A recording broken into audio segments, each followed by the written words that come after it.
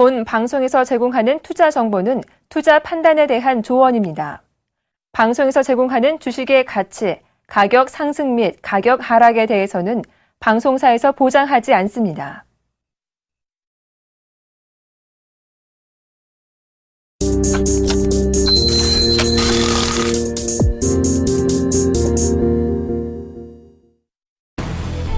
뉴욕 증시는 경제 지표가 부정적으로 나왔음에도 기업들의 인수합병 소식에 힘입어 상승했습니다.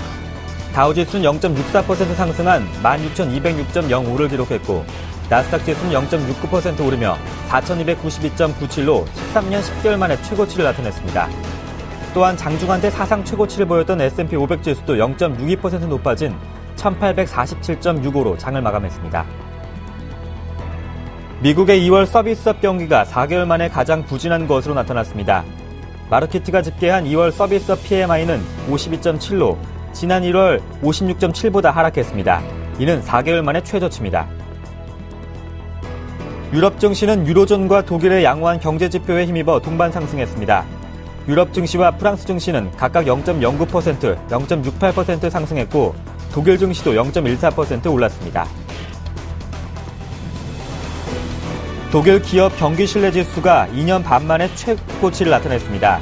독일 IF 연구소는 2월 기업 경기신뢰지수가 111.3으로 집계됐다고 발표했습니다. 이는 직전월 110.6과 예상치를 모두 웃돈 것으로 지난 2011년 7월 이후 가장 높은 수준입니다. 이로써 넉 달째 상승세가 이어졌습니다. 지난달 유로존의 소비자 물가지수 CPI가 월간 기준으로 2001년 이후 가장 큰 낙폭을 보였습니다. 유로스타트는 1월 유로존 CPI가 전월에 비해 1.1% 하락했다고 발표했습니다.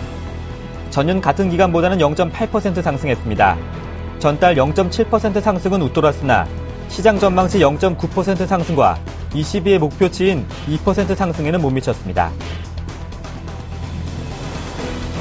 리처드 피셔 댈러스 연방준비은행 총재가 현재 연방준비제도의 테이퍼링 흐름을 지속적으로 이어나가야 한다고 주장했습니다. 피셔 총재는 연준이 올해 FOMC 매 회의마다 월간 100억 달러 규모의 채권 매입 축소 결정을 안정적으로 이어가야 한다고 주장했습니다.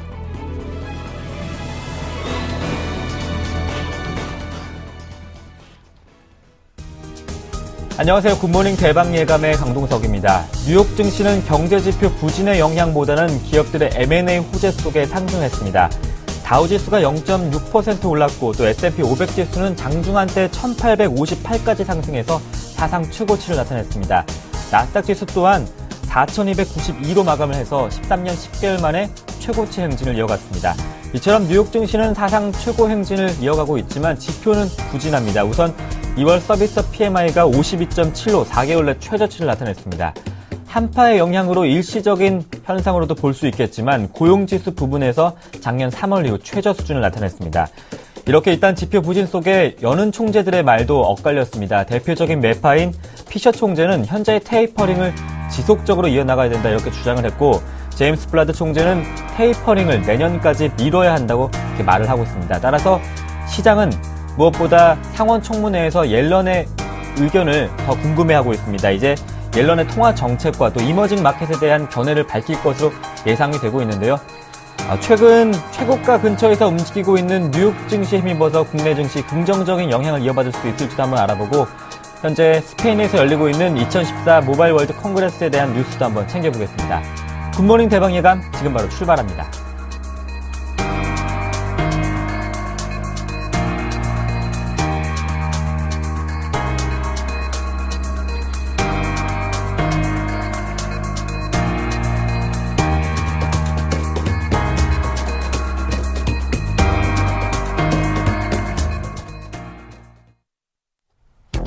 미국의 2월 서비스 PMI가 4개월 만에 최저 수준 보이자 일단 경제지표 부진이 혹한 탓인지 소프트 패치 국면인지 논란이 커지고 있습니다. 자세한 소식 알아보겠습니다. 레이크쇼 인베스터스의 이현민 이사님과 함께합니다. 안녕하십니까? 안녕하십니까? 우선 뉴욕 증시 경제지표 부진 속에도 불구하고 사상 최고가 행진을 이어가고 있는데요. 유럽 쪽에서도 분위기가 좋았더라고요. 그렇습니다. 오늘 뉴욕 증시는 M&A 소식이 시장을 좀 달궜다라고 보이고요.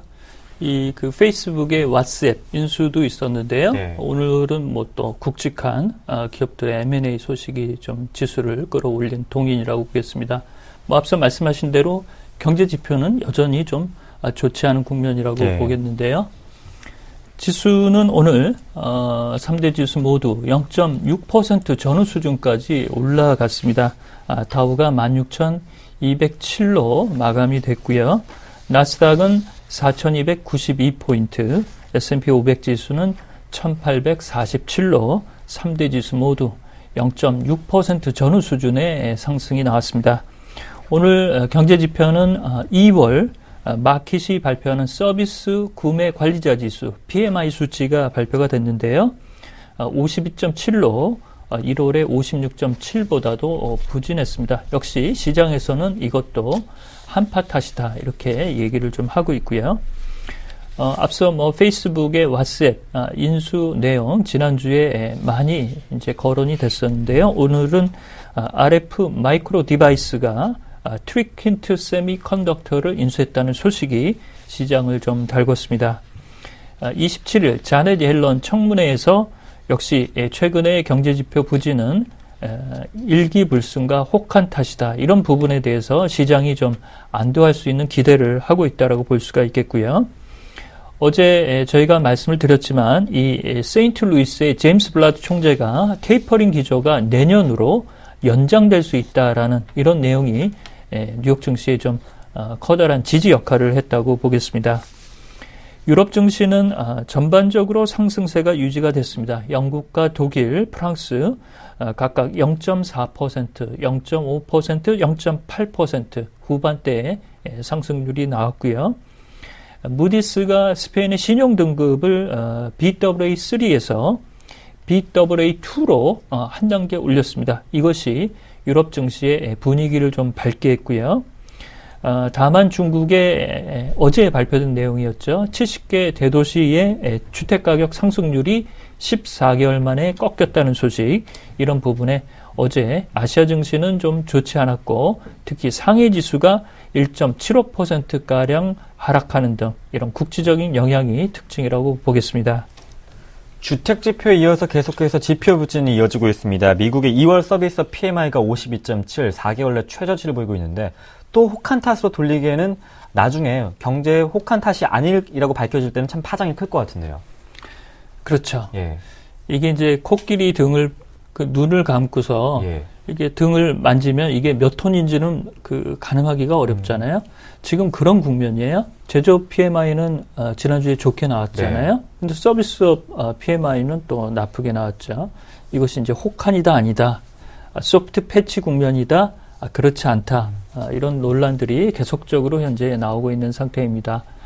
결과적으로 월가의 분위기는 이 3월의 연준이 테이퍼링을 일시 멈출 수도 있지 않겠느냐. 이런 내용까지도 현재 나오고 있는 상황이라고 보겠습니다. 먼저 자료 화면을 준비를 했는데요. 그림부터 보시면서 말씀을 드리겠습니다.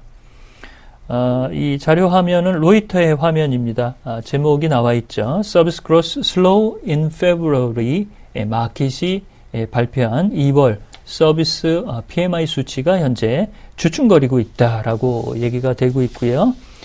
사진에 나온 부분은 뉴욕의 플라자 호텔 팜코트의 손님들이 현재 주문을 대기하고 있는 이런 모습입니다. 역시 서비스업 지수는 소비 경기나 그다음에 레스토랑, 호텔, 유통, 백화점 이런 부분을 모두 망라한다라고 볼 수가 있겠고요. 그런 점에서 대표적인 뉴욕의 프라자 호텔의 식당 분위기를 잡았다라고 볼 수가 있겠고요. 그 다음에 하나 더 자료 화면을 보여드리겠습니다. 여기 보시면 제목이 나와 있는데요. Is economy merely suffering from a cold?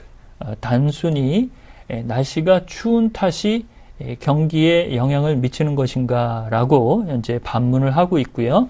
그 밑에 내용은 강세론자는 날씨 탓을 하고 있고 이것이 약한 경제 성장을 유인하는 내용이다라고 얘기를 하고 있지만 반면에 약세론자는 기존의 미국 경제가 처했던 이런 그 고질적인 내용을 다시 들춰내고 있다라고 얘기를 했습니다. 여기서 이제 마켓워치의 화면이라고 볼 수가 있겠는데요. 최근의 시장 상황을 그대로 한 문장의 헤드라인으로 보여주는 내용이라고 볼 수가 있겠습니다. 앞서 서비스업 구매 관리자 지수 속보치를 말씀을 드렸는데요. 52.7로 발표가 됐고 1월 56.7보다는 2월 수치가 좀 떨어졌습니다. 지금 시장에서는 앞서 말씀드린 대로 JP 모건의 스트라테지스트인 토마스 리는 아직 시장은 불마켓이다, 강세장이다라고 얘기를 하고 있고 아직은 추가적인 상승 여력이 좀 남아있다라고 봤습니다.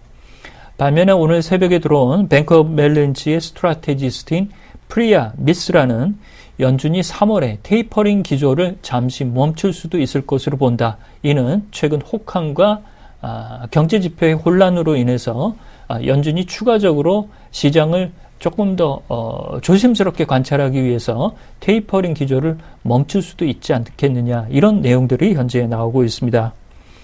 여기 이제 제조업 지수는 필라델피아 제조업 지수나 뉴욕 엠파이어 스테이트 지수가 지난주에 저희가 살펴본 바와 같이 좀 좋지 않았고요. 그렇지만 그 심리 지수들은 매우 좋은 상태입니다. 현재 1월 컨퍼런스 보드가 발표한 경기 선행 지수는 플러스 0.3으로 지난주에 발표가 됐고, 그 다음에 그 제조업 PMI도 56.7로 2월 수치는 매우 고무적으로 발표가 됐는데요. 이렇게 경제 지표가 혼란스러운 것은 동행 지표, 후행 지표, 그 다음에 선행 지표가 각각 섞이면서 지표가 엇박자를 내는 부분을 현재 시장에서 이를 흡수하고 이를 재단하는데 어려움을 느끼는 그런 부분이라고 보겠는데요. 3월까지 이런 혼란스러운 국면을 조금 더 관찰해야 될 대목이라고 보겠습니다. 그렇다면 미 경기 평가를 어떻게 해야 될까요? 일단 지표 부진으로 경기가 안 좋은 것이 맞다면 두 총재들의 말에 엇갈렸죠. 그렇다면 제임스 블라드 총재 말 내년까지 테이퍼링을 늦춰야 한다는 말에 힘이 실리는데요. 근데 테이퍼링을 멈추게 되면 여러 이제 이유들 되겠는데요. 그것이 또 그 부메랑으로 뉴욕 증시에 경기가 정말로 좀 어려워지는 것이 아니냐, 이렇게 또 후폭풍이 나올 수가 있습니다. 그래서 제가 보기에는 금리를 좀 미뤄두고 테이퍼링은 현재의 100억 달러 기조씩 이렇게 가져가는 것이 오히려 시장의 부담을 좀 적게 갈 수 있지 않을까, 이런 개인적인 소신입니다. 네, 시장의 부담을 적게 주려면 우선은 계속해서 테이퍼링 기조는 유지하는 것이 맞지 않을까, 이렇게 이현민 이사님 의견도 한번 들어봤고요. 중국으로 한번 넘어가 보겠습니다. 1년 넘게 연속 상승세를 보였던 중국 주택 가격이 처음으로 상승세가 꺾였더라고요. 그렇습니다. 결국에는 이제 세금을 많이 매기고 올해부터 이제 세제가 좀 개편이 됐죠. 그리고 전임 이제 김보람 앵커가 이제 롤을 하실 때 제가 이제 10월에 11월 달에 3월 정도의 테이퍼링, 그때는 이제 3월 정도에 시작이 될 것으로 예상을 했는데, 이때부터 중국의 주택 가격이 좀 하락세가 나타날 개연성이 있다, 상승률이 꺾일 수 있는 개연성이 있다라고 얘기를 했는데요. 1월 수치부터 현재 나오고 있는 상태입니다. 현재 상승세는 그대로 유지가 되고 있는데요. 상승세가 꺾이고 있다는 점을 좀 말씀을 드릴 수가 있겠습니다. 먼저 자료 화면부터 보시겠는데요. 자료 화면은 CNBC의 화면입니다. 어제 발표된 내용에 대해서 그 자료 화면이 나와 있는데요. 디벨로퍼 스텀블, 이런 그 건설업계가 다소 동요하는 움직임도 관찰이 되고 있다라고 헤드라인을 뽑았습니다. 이 밑에 내용들은 부동산 거래에 가격 시세가 붙어 있는 이런 그 부동산 거래 업체의 매물 정보라고 볼 수가 있겠는데요. 가격을 보시면 70개 대도시 중국의 주택 가격 상승률이 1월에 9.6으로 발표가 됐습니다. 상승률을 유지했지만 12월 달 9.9보다는 조금 떨어졌고요. 그럴 것이 세제를 크게 올린 부분, 그 다음에 인민은행이 현재 시중은행의 긴축지도 이런 부분에서 일부 중국 상업은행의 경우에는 주택담보대출의 일부 그 규모를 제한하는 것으로 현재 풀이를 하고 있습니다. 여타 다른 은행들은 현재 동조화까지는 나오지 않고 있는데요.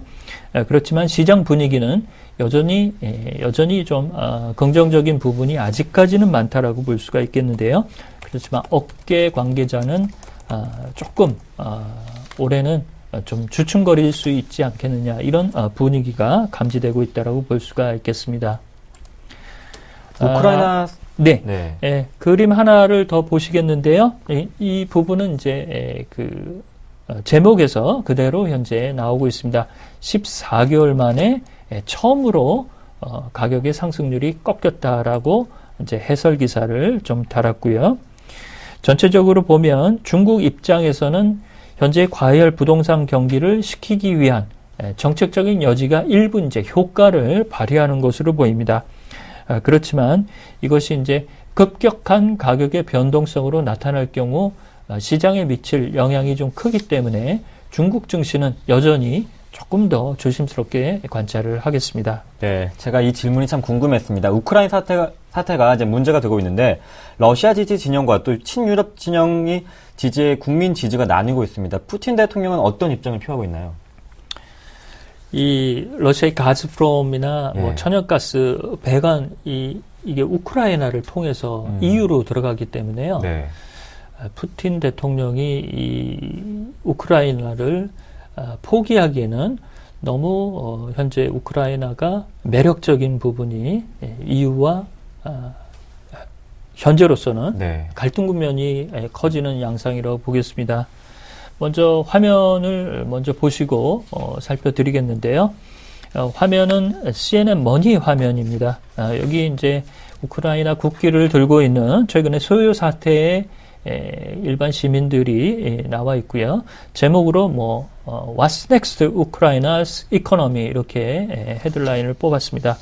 앞서 말씀드린 대로 러시아는 이 유라시아 연합을 구축하기 위해서 벨라루스와 카자흐스탄, 그 다음에 우크라이나, 아르메니아 이렇게 관세 동맹을 가져간다는 보관을 가지고 있고 특히 EU로 들어가는 천연가스의 배관이 우크라이나를 통과하고 있어서 현재로서는 푸틴 대통령이 우크라이나를 포기하지 못하겠다라고 얘기를 하고 있는 상태입니다.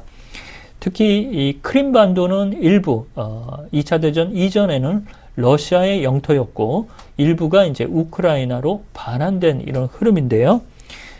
이 크림반도는 러시아 인구가 60%를 차지할 정도로 전체 우크라이나 인구의 20%가 러시아 인구로 현재 채워져 있습니다. 이렇게 본다면 일부 지역은 현재 EU 성향에 경도돼 있고 그렇지만 현재 빅토르 야누코비치가 현재 대통령이지만 피신한 이 대통령이 지지 기반은 또 러시아라는 점, 이런 점에서 우크라이나 사태가 상당히 현재 시기의 제로라고 볼 수가 있겠습니다. 네, 또 뉴욕 증시 마감 소식과 함께 우크라이나 이야기까지 한번 들어봤습니다. 레이크쇼 인베스터스의 이현민 이사님과 함께했습니다. 고맙습니다.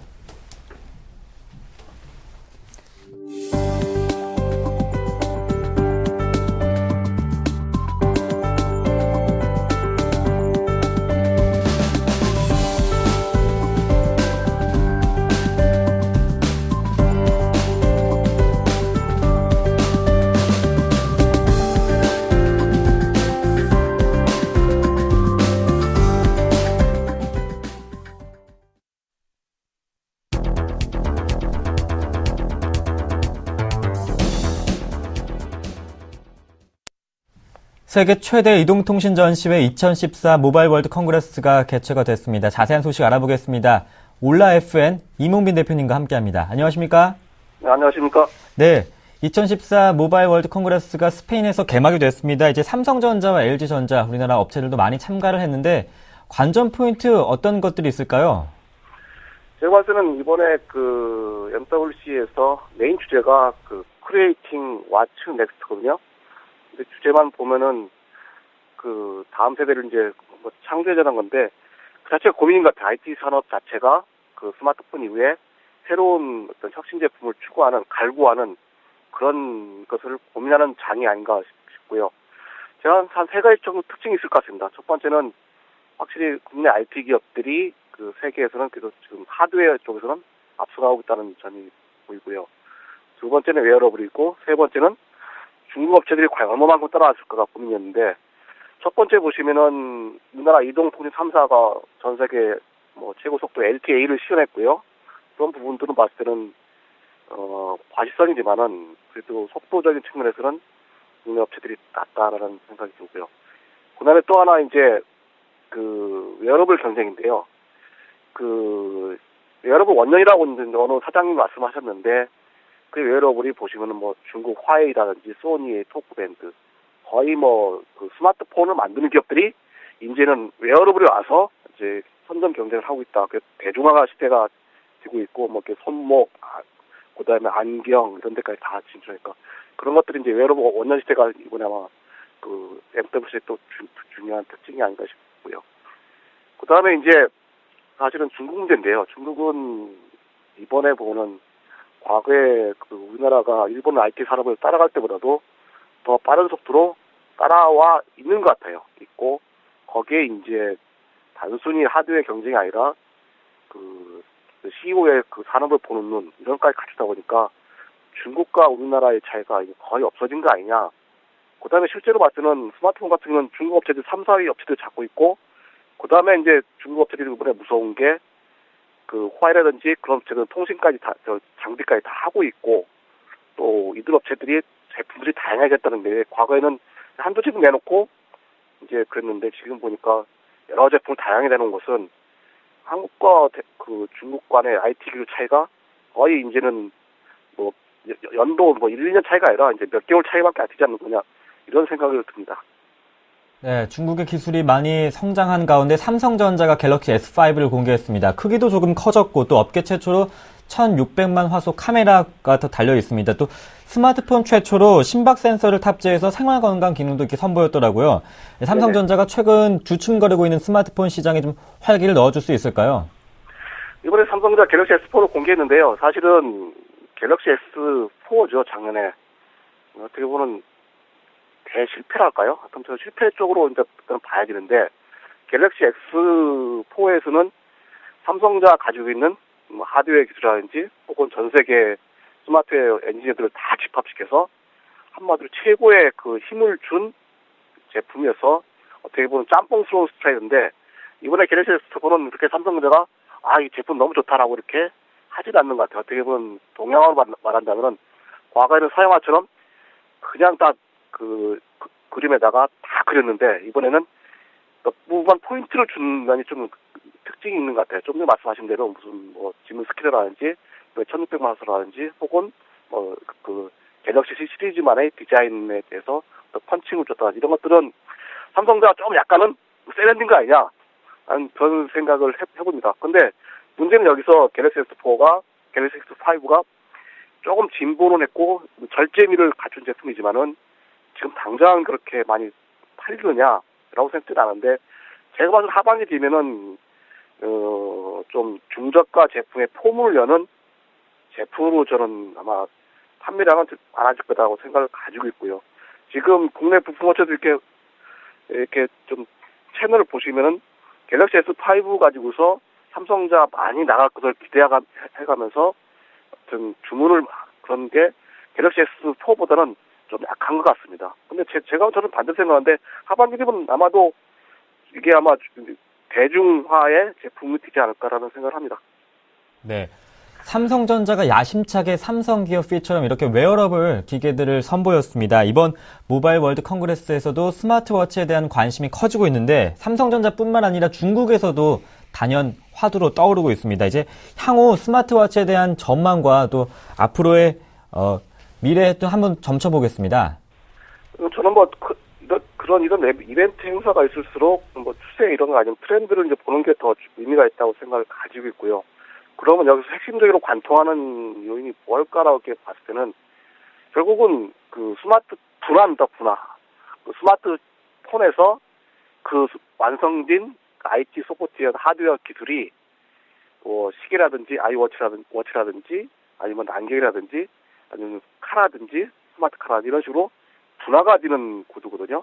그 얘기는 결국은 혁신적인 제품이라기보다는 이제 그쪽으로 나아갈 수밖에 없는 절실함이 가지고 있는 거고요. 저는 이런 생각을 해봅니다. 과연 스마트 와치가 갤럭시 기라든지 아이워치가 구부러진 건데 과연 운동까지 하면서 인간들이 언제까지 쉬지도 않으면서 그것을 IT 제품을 만져야 되냐? 그러면 IT 업체들은 그냥 24시간 다 쉬지도 않고 하라는데 제가 보는 그게 과연 인류에게 감동이나 감흥이나 감격을 줄까? 저는 그렇게 생각 않거든요. 그래서 제가 봐서는 일정 시간이 지나서 제품이 그게 제대로 형성되고 또 기업이 수익화되기에는 어느 기간이 필요할 거다라고 생각을 가지고 있습니다. 특히 저는 웨어러블 같은 경우는 하드웨어 제품에다가 소프트웨어이기 때문에 이게 개별 업체 입장에서 그 판가 대비 과연 수익성이 날 수 있을지 저는 솔직히 의심스럽습니다. 왜냐하면 TV 업체들이 거의 수익을 못 내듯이 이들 업체들도 제가 봐서는 수익을 내진 않고 단지 이런 제품들이 나오고 있고 이런 마케팅적인 측면이 더 강조될 뿐이다라고 판단을 하고 있고요. 또 하나 이제 제가 나왔을 때는 스마트카는 좀 의미가 있을 것 같아요. 왜냐하면은 스마트워치 같은 경우는 여러 가지 하드웨어가 집합되다 보니까 수익을 못 내지만은 그래도 스마트카 쪽에서는 차라는 단가가 워낙 높기 때문에 일종의 이제 물량만 확대되면은 거기서 수익을 낼 수 있는 부품업체들은 많을 거다. 그런 부품업체들은 좀 지금부터 주목해서 볼 필요가 있고요. 제가 봐서는 이제 웨어러블 쪽에서는 저는 이제 스마트카에서는 아마도 삼성, 애플, 구글, 빅3가 본격적 경쟁이 있고 웨어러블은 제가 봐서는 중간 단계고 스마트카에서 삼성, 애플, 구글이 빅3가 이제 패권 다툼하는 그게 아마 내년도가 더 MWC가 더 재밌지 않을까라고 생각을 합니다. 웨어러블 스마트워치보다는 스마트카에 대한 패권 다툼이 더 치열하지 않을까 이렇게 예상을 해주셨습니다. 지금까지 올라FM 이몽민 대표님과 함께했습니다. 고맙습니다. 네, 감사합니다.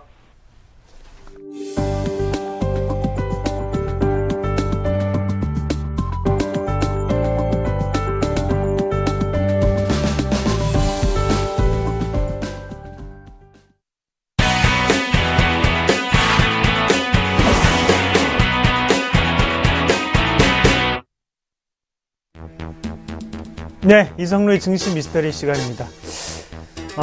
금일 같은 경우에는 박근혜 정부의 취임 1년이 지나고 앞으로의 3개년 계획을 발표하는 날이기도 한데요. 거기 안에서 좀 더 핵심적인 부분만 꼽아서 좀 더 알아보는 시간을 좀 가지도록 하겠습니다. 헬스케어, 바이오에 대한 어느 정도 전망이 상당히 밝다, 수혜가 될 것이다. 그리고 건설주도 마찬가지 수혜가 될 것이다. 이런 말들이 상당히 많습니다. 건설주 과연 수혜가 될 수 있을까요? 그리고 앞으로의 전망치도 과연 긍정적으로 나타날 수 있을까요? 그리고 현재 1주년이 지났을 때 지금까지 왔을 때 중간적인 평가는 어떻게 우리가 내릴 수 있을 건지 같이 한번 살펴보도록 하겠습니다. 일단은 기관의 움직임을 우리가 좀 더 살펴보실 필요가 있겠는데, 어제 같은 경우에도 건설주에 대한 부분에서는 어느 정도 매수권역으로 자리를 차지하는 모습이 나타났다는 거죠. 건설업황이 어제도 다시 한 번 더 기관에서는 매수 기조를 보였습니다. 자, 어제 시장을 떨어뜨리는 가장 큰 원인은 바로 투신권, 바로 기관에서의 차익 매물이 크게 나타났다라는 점이었는데, 이 건설업종에 대해서는 하루 더 매수 기조를 유지를 했다는 것은 좀 더 우리가 긍정적으로 생각해 볼 필요가 있다가 그렇게 해석을 할 필요가 있겠고요. 박근혜 정부 1년을 한번 평가를 해보면 공공기관의 개혁이라든지 아니면 이산가족 상봉 행사 성사라든지 이런 식으로 통일은 대박이라는 그런 단어까지 다시 한 번 더 유행을 시키는 그런 모습, 상당히 좋은 결과치를 나타냈던 부분이 물론 있었고요. 하지만 여전히 건설업종에 대해서는 평가가 지금도 나뉘고 있다는 거죠. 자, 일단은 민간 주택 경기 자체를 활성화시키는데 상당한 노력을 하고 있는 게 바로 이 박근혜 정부라고 말씀을 드릴 수가 있겠고, 1년 동안에 가장 근사치를 가지고 중점을 뒀던 것도 바로 이 민간 경기에 대한 활성화, 주택 경기를 활성화시키겠다는 강한 의지가 있었다. 그렇게 말씀을 드릴 수가 있겠습니다. 자, 그림을 한번 같이 보면서 그 정책적인 결과치가 어떻게 나타나고 있는지 같이 한번 살펴보도록 할게요. 월별 아파트 실거래량에 대한 추이를 나타낸 건데, 2011년부터 지금 박근혜 정부가 달성이 되고 난 다음에 2013년부터 한번 같이 보도록 하자고요. 거래량 자체는 지방과 수도권 둘 다 조금씩 늘어나는 모습이 나타나고 있다는 거죠. 또한 현재 수도권 아파트 거래량이 전년 동기 대비해서 상당 부분 늘어나는 결과치가 나타나고 있다는 것을 보실 필요가 있겠습니다. 연말부터 조금씩 점점점 달라지고 있구나. 이런 정책을 펼치고 난 다음에 1년이 지난 시간이 왔을 때 현재 같은 경우에는 좀 더 거래량적인 부분은 분명히 늘어나고 있다는 것을 우리가 눈여겨보실 필요가 있겠고, 다음 그림 한번 같이 보도록 할게요. 지역별 준공 후 미분양 세대에 대한 부분에 대한 추이인데요. 우리가 먼저 시청자분들이 아셔야 되는 게, 미분양이 많아질수록 건설업종은 당연히 안 좋다는 게 되겠죠. 하지만 현재 같은 경우에는 지방은요, 미리 잡혔습니다. 바로 지방의 주택 경기 같은 경우에는 미분양이 감소하기 시작한 부분은 바로 2010년 하반기부터 조금씩 회복되는 그런 추세가 나타나는 반면에, 서울 및 수도권 지역에서는 2013년 9월 달부터 주택가격이 회복세를 조금씩 보이고 있다는 점을 우리가 살펴보실 필요가 있다는 거죠. 자, 우리가 흔히 통화량에 대한 부분을 얘기를 할 때 외부적인 통화량을 조절을 하는 부분을 다시 한 번 더 실물 경기까지 파급될 때까지는 1년이라는 시간이 소요가 된다. 그렇게 흔히들 얘기를 많이 하는데 똑같습니다. 건설 경기 같은 경우에도 건설에 대한 정책 자체를 펼친다고 하더라도 곧장 표면적으로 그런 부분이 나타나는 게 아니라, 이렇게 표를 보시다시피 6개월에서 1년이 지나고 난 다음에 서서히 변할 수가 있는 게 바로 이 건설 경기, 건설 정책에 대한 건설 경기 회복이라도 그렇게 말씀을 좀 드릴 수가 있겠고요. 다음 화면 같이 한번 볼게요. 이렇게 두 가지를 봤을 때 민간 경기는 분명히 활성화되고 있다, 건설 경기는 살아나고 있다라고 얘기를 할 수가 있겠지만, 중요한 것은 바로 지금부터죠. 자, 대한민국의 건설사들이 스프레드가 상당히 확대되고 있는 시점입니다. 거기에 7개사의 시가총액 자체는 점점점 비중이 줄어들고 있는 상태라는 거죠. 자, 시가총액의 비중이 왜 줄어들고 있을까요? 당연히 안 좋기 때문에 줄어들겠죠. 여러 가지 실적적인 문제도 물론 있겠지만, 스프레드 자체, 위험도가 점점 증가하고 있다는 것을 우리가 좀 더 눈여겨보실 필요가 있습니다. 회사 내의 사정이 안 좋아지고 있구나라고 해석을 할 필요가 있겠고, 그 7개사 자체는 대림산업, 그리고 GS건설, 그리고 현재 대우건설, 현대건설, 삼성물산, 현대산업개발, 삼성엔지니어링까지 국내 7개사 대표 회사들을 모아봤고요. 그런 부분을 봤을 때 시간이 지날수록 시가총액이 줄어드는 반면에 스프레드는 확대되고 있다는 거죠. 이것은 건설사들이 꼭 다시 한 번 더 보완을 해야 될 점이 아닌가, 그렇게 말씀을 드릴 수가 있겠고요. 그리고 또한 6개 회사의 미착공 PF 및 미분양을 보시더라도, 미착공 PF 및 미분양은 그래도 어느 정도는 줄어들고 있는 모습입니다. 하지만 아직까지도 미착공 지금 PF 같은 경우에는 4조 원 가량이 남았다고 하거든요. 그런 실질적으로 우리가 이렇게 큰 금액적인 부분이 남았을 때 앞으로의 개선의 여지가 보이는 회사보다는 지금까지 재무적인 부분이 좀 더 탄탄한 회사를 우리는 좀 더 살펴보실 필요가 있다는 거죠. 자, 건설업종 자체를 정부 정책적인 부분을 담아서 올리기 위해서 상당히 애를 많이 쓰고 있습니다.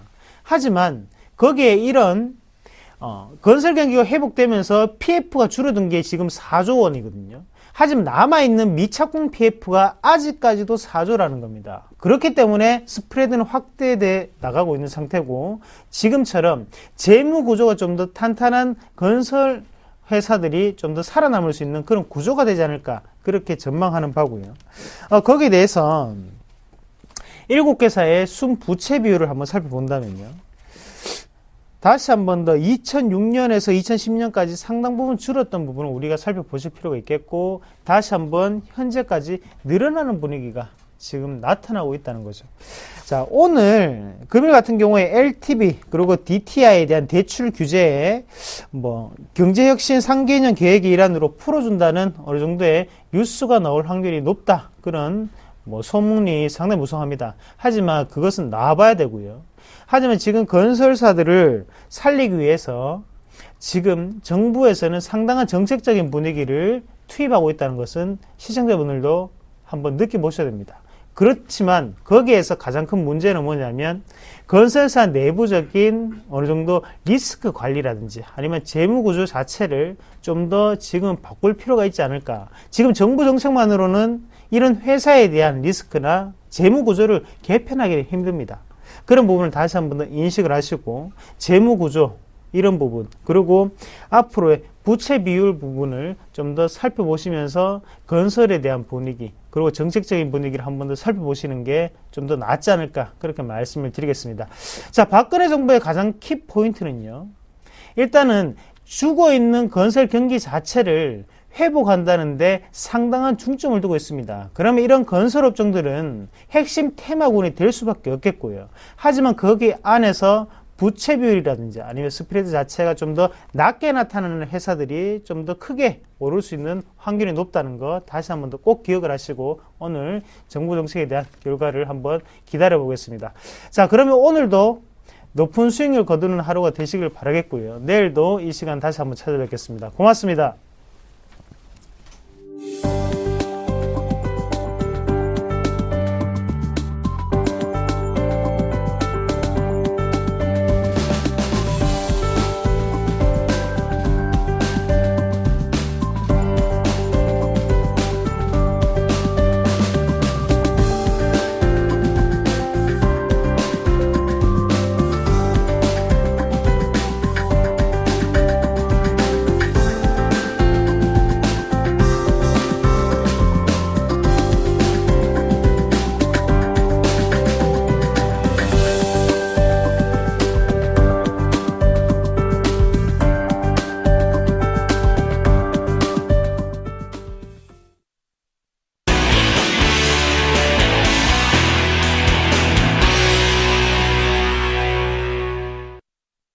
글로벌 인사들의 발언과 이슈에 대해서 숨은 의미를 분석해 보겠습니다. IM투자증권 김동섭 이사님과 함께합니다. 안녕하십니까? 네, 안녕하세요. 네, 먼저 첫 번째 이슈 화면을 통해 만나보겠습니다.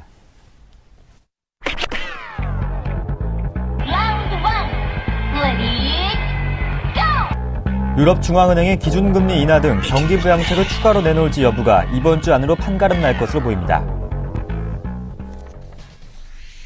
우선 유로존 1월 CPI는 전년 대비 0.8% 상승을 했습니다. 22 인플레이션 목표치인 2%를 1년째 밑돌고 있는데, 유럽의 추가 부양책에 결정적인 영향을 미칠 지표 어떤 것들이 있을까요?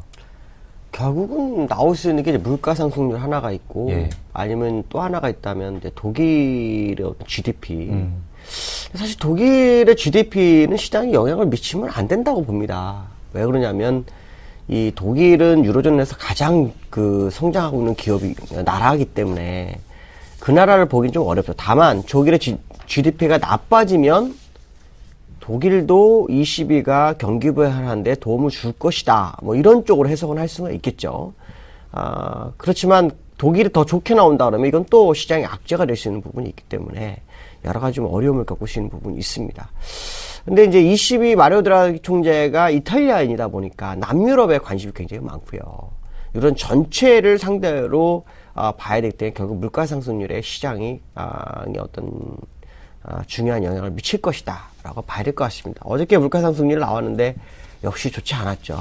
이 모습을 본다면 결국 이 3월 초에 ECB 통화정책 회의가 있는데 아마 여기서 경기부양책을 하나 내놓을 수 있겠다라는 생각을 시장은 좀 많이 하는 것으로 좀 판단이 쓰고 있고요. 제가 볼 때도 경기부양책 가능성이 상당히 높습니다. 문제는 뭘 할 것이냐가 문제가 되는데요.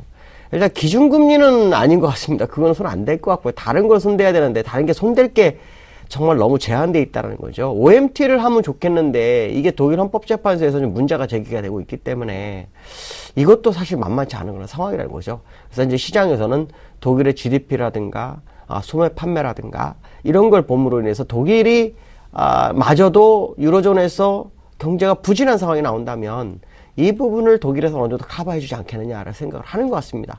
어쨌든 중요한 것은 현재 물가 상승률을 봤을 때 ECB로서는 뭔가 대책을 내세워야 되는 그런 상황이죠.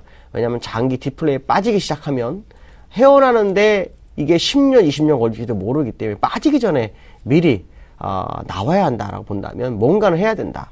그렇다면 결국 마리오 드라기 총재가 3월에는 뭔가 시행할 수 있다는 언급을 계속 하고 있었기 때문에 상당히 시장에서는 다음 22 통화정책 회의를 기다릴 수밖에 없지 않느냐 이렇게 봐야 될 것 같습니다. 네, 이사님도 고민이시겠지만 기준금리도 인하할 수도 없고 OMT도 어렵다면 그렇다면 가능성이 높은 좀 부양책은 어떤 게 있을까요? 그래도요.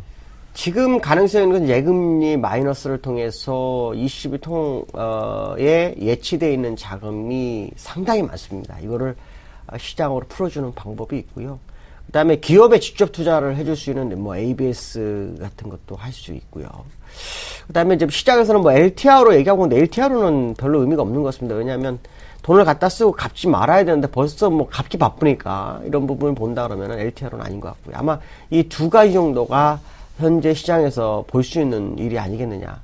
물론 OMT를 한번 강력하게 밀어붙일 수 있는 부분이 있지만 이건 사실 제가 볼 때는 ECB로서는 법적 근거가 없는 상황이기 때문에 상당히 좀 어려울 수 있다라고 본다면 앞에서 제시했던 한 두 가지 정도가 현재로서는 유일한 대안이지 않겠나 이렇게 판단하고 있습니다. 네, 예금금리 마이너스 통해서 시장에 풀어주는 방식, 또 기업 직접 투자 방식 말씀해 주셨습니다. 드라기 총재와 또 김동석 이사님의 견해도 한번 비교해 보는 것도 관전 포인트가 될 수 있을 것 같습니다. 계속해서 제닛 옐런 의장의 이야기 한번 나눠보겠습니다.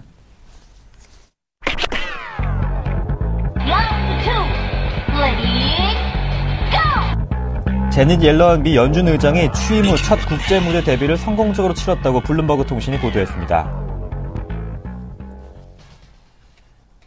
데뷔는 했는데 사실 한 건 없잖아요. 이걸 신흥국에게 배려를 해야 된다는 건 우회적으로 이야기한 건가요? 신흥국에 대한 마음을 가지고 있다. 뭐 그러면서 신흥국과의 대화를 해서 뭐 성명서를 채택했다. 뭐 이 정도거든요. 네. 근데 실제로 할지 안 할지는 아무 모릅니다. 그거는 왜 그러냐면 연준은 결국 연준 의원들이 결정하는 거죠. 그러니까 어느 정도 설득해야 돼. 어저께 같은 경우에도 제임스 블라더 같은 경우에는 테이퍼링이 약간 늦출 필요성이 있다라고 했고, 리처드 피셔 같은 경우에도 속도를 줄일 필요성이 있다라고 했는데, 리처드 피셔는 하루 만에 바꿨죠. 100억 달러씩 매월 해야 한다. 오히려 거꾸로 좀 그런 얘기를 하고 있는데요. 어쨌든 중요한 것은 옐런이 일단 신흥국의 위기감을 어느 정도 일단 심리적으로는 이해를 하고 있는 상황이고, 거기에 따라서 통화 조절에 대한 어떤 정책 공조라는 이런 것들을 얘기하겠다라는 부분, 또 국제기구를 통해서 4월달 워싱턴에서 있는 G20 재무장관 회의 때 뭔가를 어떤 시나리오를 제기하겠다 뭐 이런 게 있었는데, 이것이 정말 이루어질지에 대해서는 저도 약간 고민을 좀 하고 있습니다. 왜 그러냐면 자넷 옐런이 작년 12월에 이 FRB 의장이란 자리 하나 때문에 지명자 입장으로서 자기의 의견을 필요가 안 했거든요. 그것이 지금에 왔고 테이퍼링이 진행이 됐고, 테이퍼링이 진행하는 과정 속에서 지금 지표도 안 좋아졌고, 또 그 상황 속에서 자넷 옐런의 어떤 입지가 굉장히 좁아져 버렸기 때문에 시작하면서 자리가 좁아졌어요. 그러니까 이게 지금 옐런으로서는 굉장히 좀 부담스러운 상황이 됐고, 그 상황에서 일단 뭐 재무장관이라든가 뭐 중앙은행 총재들이 모였기 때문에 거기서 자기가 수장으로서 무슨 역할을 하겠다 뭐 이런 식으로 어떤 그 성명서 비슷하게 채택했지만, 실제로 연준 의원들 많은 사람들은 FRB가 미국의 중앙은행이지 세계의 중앙은행이 아니라고 얘기하는 사람들이 좀 많은 상황이기 때문에 옐런이 이것을 어떻게 돌파할지에 대한 부분은 좀 생각해봐야 될 것 같습니다. 그렇지만 옐런이 비둘기파이기 때문에 지금 지표의 나쁜 부분을 잘만 이용한다면 중앙은행 총재들과의 약속을 일부 지킬 수 있다. 적어도 3월에는 안 하고 4월 정도에 테이퍼링을 할 어떤 근거를 뭐 IMF라든가 받기로 했으니까 거기에 그 시나리오에 대한 부분을 좀 받으면서 진행할 수 있는 부분이 있기 때문에 약간의 여지는 충분히 줄 수 있다라고 판단해야 될 것 같고요.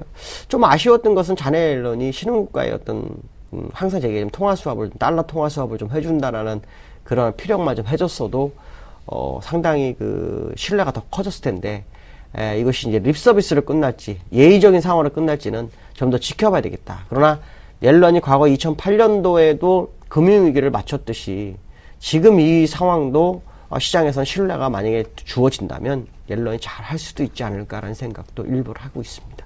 네, 옐런의 구체적인 행동은 조금 더 지켜봐야겠습니다. 옐런 의장도 고민할 미국 경제를 판단할 수 있는 지표들이 2주 안에 나온다고 하는데요. 화면 통해 만나보겠습니다.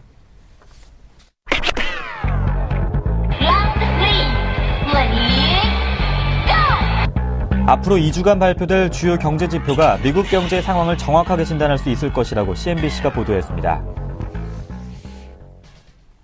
주간 실업수당 신청 건수도 있고 이제 한파 때문에 부진 겪었던 ISM 제조업지수도 이제 제자리를 찾는 것이 문제가 될 것 같은데요. 지금 이제 시장에서는 소프트 패치로 가게 되면은 양적 완화를 강화하거나 축소하거나 식으로 진행이 될 수 있거든요. 그래서 소프트 패치이기를 저는 바라고 있습니다. 왜 그러냐면 이제 앞에서 제가 말씀 안 드렸지만 옐런이 작년에 지명자 입장일 때 벤버냉키 의장이 테이퍼링을 함으로 인해서 옐런의 입지가 좁아졌다라는 얘기를 했죠. 옐런이 이제 집권하면서 뭔가를 했어야 되는데 연장선상에 들어와 버렸죠. 그래서 지금 밀리고 있지만 천운이 따라서 지금처럼 지표가 정말로 다음번까지 안 좋게 되면은 옐런이 명분이 생기죠. 명분이 생기면 비둘기 팔아서 날개를 한번 필 수 있다라는 저는 생각을 합니다. 그래서 사실은 지표가 안 좋아지길 굉장히 바라겠습니다. 오늘도 미국의 그 서비스업 지수 굉장히 안 좋았는데 주가는 올랐죠. 이게 바로 뭐냐면 아직도 양적 완화를 더 유지하기를 바라는 사람이 굉장히 많다라는 부분. 그렇다면 결국 이 옐런이 힘을 얻을 수 있는 기회를 지표가 좀 줬으면 좋겠다라는 생각을 하고 있습니다. 그래서 제가 한 몇 주 동안 얘기는 안 했지만 혹시 옐런한테 천운이 따라서 자기가 집권한 일에 자기의 목소리를 내지 못했는데 이러한 지표로 인해서 옐런이 자기 목소리를 내지 않을까라는 생각을 하고 있고요. 지금 지켜봐야 될 것은 주간 신규 실업 청구 건수하고 PMI 지수죠. 그 다음에 제조업 지수가 굉장히 안 좋았습니다. 필라델피아 제조업 지수라든가 뉴욕 제조업 지수 굉장히 안 좋았기 때문에 지금은 시카고 제조업 지수를 좀 본다고 합니다. 그래서 한 2주간 이 지표에 따라서 옐런이 명분을 얻을지, 이 명분이라는 것은 자기 어떤 비둘기 색깔도 있지만 중앙은행, G20 중앙은행들과의 약속을 지킬 수 있는 계기를 마련할 수도 있다라고 판단하기 때문에요. 사실 저는 오히려 지표가 좀 안 좋기를 좀 바라고 있고요. 이것이, 한파로 인한 일시적인 충격이 아니라, 소프트 패치 가능성을 제기해주는 모습이 나와서, 연준으로서는 어쩔 수 없이, 테이퍼링을 일시 중단하고 양적 완화를 강화해주는 그런 상황이 도래했으면 좋겠다라고 말씀드릴 수 있고요. 가능성이 약간 좀 있을 수 있습니다. 네. 앞으로 움직일 옐런 의장의 행동에 경제 지표가 도와줄 수 있을까요? 우선은 신뢰 회복이 무엇보다 중요할 것 같습니다. 지금까지 IM투자증권의 김동섭 이사님과 함께했습니다. 고맙습니다. 네, 감사합니다. 점차 외국인의 매도세가 줄어들고 있는데 코스피의 상승도 한번 기대해 보겠습니다. 2월 25일 굿모닝 대박 예감이었습니다. 시청해주신 여러분 고맙습니다.